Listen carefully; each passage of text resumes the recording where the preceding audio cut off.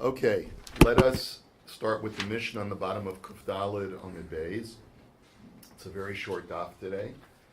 And the Mishnah deals with a person who stipulates the term of the sale in a contradictory way, where the second part of his statement contradicts the first part of his statement.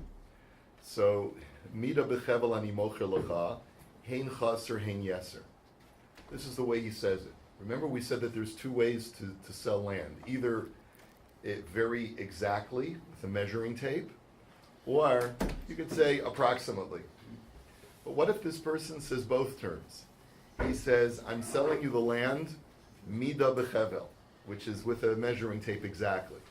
And then he finishes the term and says more or less, or approximately. So the Mishnah says, bitel hein chaser hein yeser mida bechevel. The second part of his statement nullifies the first part, and therefore the terms of the deal are approximate. And like we learned in the previous Mishnah, when the terms of the deal are approximate, there's a certain acceptable margin of error. We said 7.5 kabs of land per core of land is an acceptable margin of error. So either it's to the benefit of the buyer or the seller, you cannot reverse the deal. But let's say he says it in the opposite way. Hein chaser, hein yeser, mida bechevel. First part of the statement is more or less. And then the second part of the statement he says, no, it's got to be exactly according to the specs of the measuring tape. So, bitel mida bechevel, hein chaser, hein yeser. So, again, the second part of the statement nullifies the first part. And therefore, it has to be an exact measurement. And if it's not, both buyer and seller have legal recourse to either, to demand either restitution for the over amount or the under amount. This is all according to Divrei Ben Nanas. This is according to Ben Nanas, who's one of the Tanoim. Amar Rabbi Abba Bar Mamel, Amar Rav. So now we have a statement from Rabbi Abba Bar Mamel quoting his Rabbi that Cholkin alav chaver val Ben Nanas. That even though this Mishnah is the Shita of Ben Nanas, the rabbis disagree with him. And as we'll see, the Shita of the Chachamim is that we're really not sure how to interpret what the guy is saying. When he contradicts himself, it's really a suffix what he really meant, and so therefore we have to err on both sides whenever possible. So my kamash malan tanina. So what are you telling me, Rabbi Abba Bar Mamel? We know this already from a brisa, because it says ma'isa b'tzipori be'echad shesocher merchatz mechaveru b'shnemasar zehuvim l'shana dinar zahav l'chaydesh. Here's the story: a landlord rents out an apartment to a tenant, or some kind of structure to a tenant, and he tells him the following terms. He says it is 12 gold pieces per year, and then his statement is 1 gold piece per month. Now, that normally would not be a problem, but what if it's a leap year? So the first part of the statement was 12 per year. Second part of the statement is 1 per month. So who does the landlord have rights to collect for the 13th month or not? So uba ma'isa lifnei Rabbi Shimon ben Gamliel v'lifnei Rabbi Yossi v'amru yachlokas chodesh ha'ibor. The shaila came up to these two tanoim, and they said, split the difference. The tenant will pay half the rent for the 13th month. Now, according to Ben Nanas, what should we say? Tfos lashon achron, like we saw in the language in Maseches Nidorn. Take a look at the last part of his statement. That's the authoritative meaning of the contract, and it will nullify the first part. So if the last statement that he made was 1 dinar per month, so then the guy's got to pay the whole amount. Why only half? So clearly you see from this brisa that the other rabbis argue with Ben Nanas. So what are you telling me, Rabbi Abba Bar Mamel, that I didn't already know?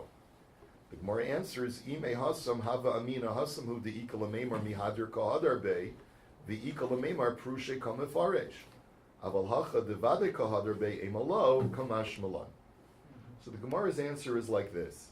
Perhaps the reason why the rabbis disagree with Ben Nanas over there in the case of the rent is because it is possible that the landlord is changing the terms of the deal when he finishes by saying 1 dinar per month. But it's also possible that he's not changing the terms of the deal, and he's actually just clarifying, hey, I want you to know that it's 12 dinars a year But don't think that you have to pay, that you can pay the rent at the end of the year. It's collectible every month, that by the first of the month, you got to pay the rent. And that's all that he meant. He wasn't contradicting himself. He was just explaining the terms of payment. That's the way the Rashbam understands. And therefore, because it's not necessarily a contradiction, we wouldn't say that you always go according to the contradictory phrase at the end. But rather we're saying we're not sure what he meant. We don't know. So since we're not sure what he meant, maybe he wants him to pay 1 dinar per month, even in a leap year. Maybe he doesn't. Maybe he's contradicting himself, and therefore there's a payment of 13 dinars for a leap year due. Maybe he's not contradicting himself, but saying that for a full year it's 12 dinars flat, but you got to pay once a month, and therefore even in a leap year you only have to pay 12. And so since we're not sure, it's Maman Hamutal B'Safek, and therefore split the difference. That's the argument. But maybe in our case, where there's no way to interpret it as being a clarification of the first phrase, but it's clearly contradicting the first phrase, because the first phrase was exact, and then the second phrase is more or less. So it's clearly a contradiction. Maybe the Chachamim would agree with Ben Nanas over here. So that's why Rabbi Abba Bar Mamel has to say no. Even when it's clearly a contradiction and there's no other way to interpret it, we still don't paskin like Ben Nanas because the other rabbis disagree. Amar Rav Yehuda Amar Shmuel Zu Divrei Ben Nanas Aval Chachamim Omrim Helech Achar Pacha Shebelishanas. So Rav Yehuda says in the name of his Rabbi Shmuel that this Mishnah goes like Ben Nanas, that you always use the last part of his statement to define the terms of the deal. But the Chachamim say, no, we take whichever phrase, we're always going to give the benefit to the seller, and the buyer is going to get the lesser benefit. So what does that mean? So as the Rashbam points out, that you always diminish the power of the buyer. For example, let's say the guy said, buy the measuring tape, and then he said more or less. So now the seller has delivered a little bit more than what he said he was going to get. Instead of an acre, he delivered an acre and a shtickle. So the advantage here goes to the seller and not to the buyer, and the seller can demand the shtickle back, because basically what you do is you say whoever is the person who's the muchzak, who is the deliverer of the goods, is the one who has the advantage. In this case, the deliverer of the goods is the seller, and the seller has the advantage. So if he delivers a little bit extra, he's entitled to demand his shtickle back. If he delivers a little bit too little, then he's entitled to say, well, I said more or less. Isn't that the ayin ra that we had before? The Moses sells with an ayin ra? It could be based on that, but basically it could be because of that. It could be because we look at the mocher as a muchzak. It's not clear.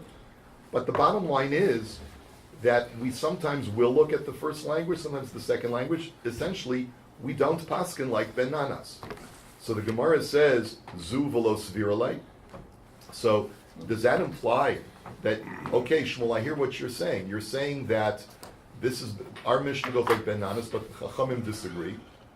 Are you suggesting we're using that language, Zu divrei Ben Nanas, that only this is the opinion of Ben Nanas, or this is only the opinion of Ben Nanas? Does that imply that you don't paskin like him? Ravu Shmuel Damri Turavayu Kor Bishloshim Ani Mocher Lacha Yocher Lachzer Bo Afilu B'Sah Achrona Kor Bishloshim Sa B'Sela Ani Mocher Lacha Rishon Kana. So I'm going to contradict that, because Shmuel, you were quoted as making a halachic statement together with your Chavrusa Rav that you said as follows: that if the terms of the deal from the seller to the buyer are, I am selling you a core of grain. When we say the word core here, we don't mean a piece of property. We mean a volume of grain. And basically the deal is, I'm going to sell you a core of grain, and the cost is 30 dinars. Okay? So in that situation, as the seller is measuring out the amount to the buyer, until he finishes measuring out the full amount, he's allowed to be choser, because the deal has not been consummated until the delivery of the goods that he's promised. So even if he's measured out 29 out of the 30 sa'as within that core of grain, the seller can say, you know what, I've changed my mind, and I'm not going to sell it to you, because I haven't made full delivery yet, so he can always retract on the deal. That's if the term was 1 core for 30. But what if he said 1 core for 30, and then he said each sa'a within that core is 1 dinar, or 1 sela, or whatever he said. So in that situation, every sa'a that he measures out, if he decides after he's measured out 15 or 20 or 29, then whatever the buyer has already taken possession of, the seller cannot go back, right? Because he changed the terms of the deal. He said it's a total package of 30 sa'as, 1 core, and then he changed the term of the deal and he said each sa'a is a sela, or a dinar. So what do you see from here? You see like Shmuel is going like benanas. You look at the last part of the phrase to define the terms of the deal. So how can you tell me that Shmuel doesn't hold like benanas? So the Gemara says, Elazu usvirale. So perhaps maybe what Shmuel meant was, this is the opinion of benanas, but the Chachamim disagree, and I paskin like benanas. Maybe that's what Itaka meant.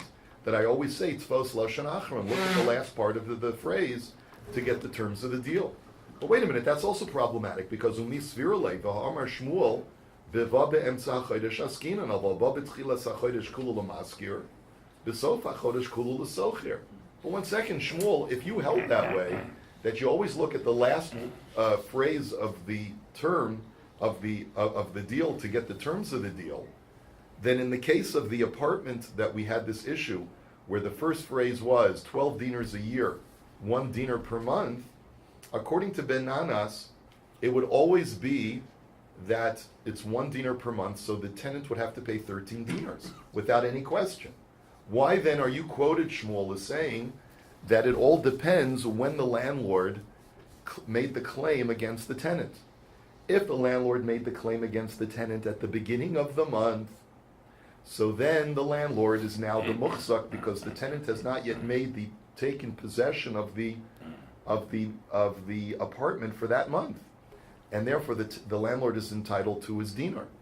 If he comes at the end of the month after the tenant has already lived there for the month, then the tenant is the muchzak, the advantage goes to him, and the landlord is not entitled to anything for that month. It's only if he comes at the middle of the month, at the 15th of the month, where the Chachamim paskin that the landlord is entitled to half the rent, because what you've already lived in, I can't tie against you, and it's only the next 2 weeks that you're going to be in the apartment that I can demand payment from you. So it seems very clear that you're not paskening like Benanas, because according to Benanas, the law would be that you always say Tzfos Lashon Achron, look at the last part of the phrase, and you'd always would have to pay that 13th dinar. So the Gemara concludes you're right. When Shmuel says Zu divrei Benanas ela la'olam zu v'lo svirale. So really, Shmuel does not paskin like Benanas; he paskins like the Chacham.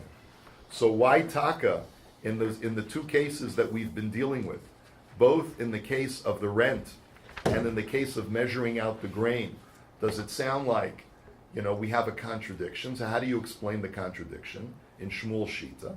So hasam v'hasam taimamai mishum detafis hachanami hatafis. The answer is like this: why in the case of the rent do we say that it depends at what stage of the game the landlord comes to him? Because Shmuel says you always go with the muchzak, whoever's got possession. Because we're not sure really what the terms of the deal were, because the guy's contradicting himself. In other words, we don't paskin like Benanas, who say we always definitively go with the last part of the phrase. A guy makes a contradictory statement, we're not sure how to deal with it, so we have to err on both sides. But in a situation where one party is the muchzak, then we always err on the side of the muchzak. So the way it works is like this. In the case of the rent, so we always go with the muchzak. If it's at the beginning of the month, the landlord is the muchzak. If it's at the end of the month, the tenant is the muchzak.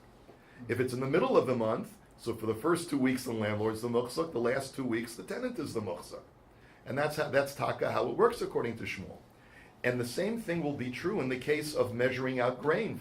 He said 30 per core, and then he said each saw is 1.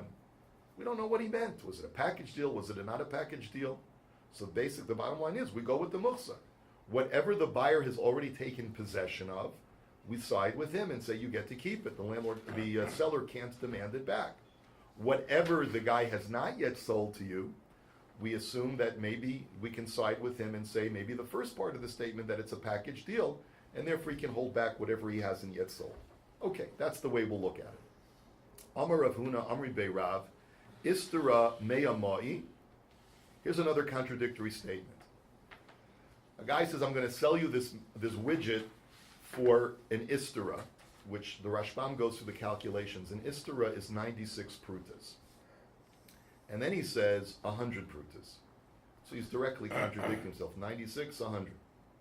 So meyamai. So the halacha is, according like Ben Nana said, you go with the last part of the term, which is the deal is 100.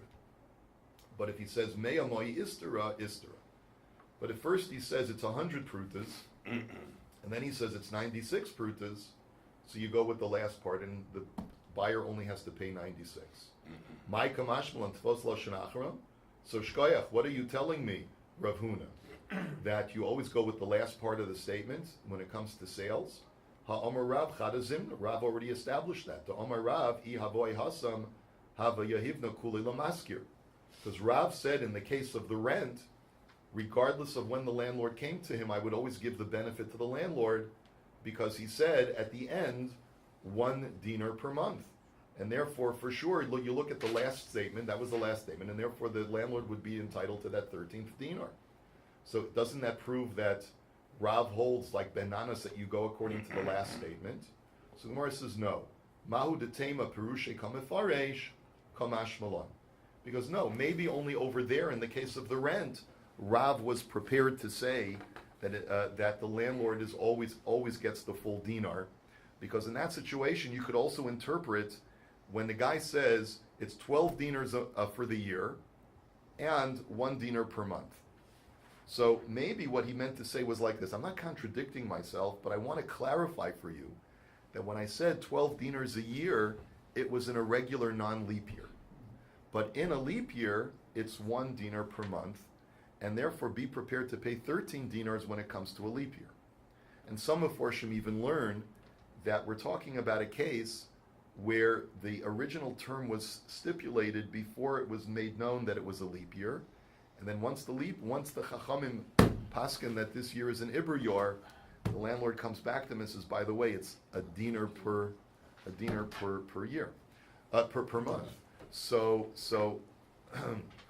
he's explaining. It could be you could understand that he's explaining what he meant when he said 12 dinar per year, because I was talking about, I didn't realize it was going to be an Iber Yor, and that's why I said it. So therefore, maybe only there does Rav say that I would give the landlord the whole thing, because it's not clear that he's contradicting himself. But perhaps you could have said that when it's clear that a landlord is contradicting him, that a seller is contradicting himself because he says 96, 100, 196, there's no way to reconcile that. Maybe Taka, he would hold that you have to sort of go in the middle. Maybe it's really 98. So Kamash Malan, that's why Rav Huna is coming along and says, no, even in a case where a guy is clearly contradicting himself, you go like Ben Nanas and you always go with the last lashon. And this is where we'll hold it for today. Have a wonderful day. Someone saying Kaddish?